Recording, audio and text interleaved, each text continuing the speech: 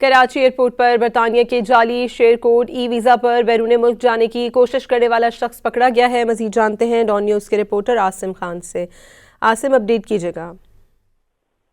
یہ F I a immigration نے کراچی میں کارروائی کرتے ہوئے برطانیہ کے جعلی شیئر کوڈ کے ذریعے بیرون ملک جانے کی کوشش ناکام بنا دی ہے۔ مسافر عمران کو گرفتار کیا گیا ہے۔ مسافر نے ترکی ای ویزا اصول کے لیے برطانیہ کا ای ویزا شیئر کوڈ استعمال کیا، جس پر اس کو گرفتار کیا گیا۔ تحقیقات سے معلوم ہوا کہ ملزم نے یو کے شیئر کوڈ جعلی نکاح نامے کی بنیاد پر حاصل کیا، جس میں جو ہے کہ جعلی خاتون کو بھی جو ہے اس کی دستاویزات شو کی گئی، جبکہ ملزم نے 70 لاکھ روپے کے عوض دستاویزات تیار کروائیں جعلی ایجنٹ سے، جن میں سے 35 لاکھ روپے وہ پہلے ہی ادا کر چکا ہے۔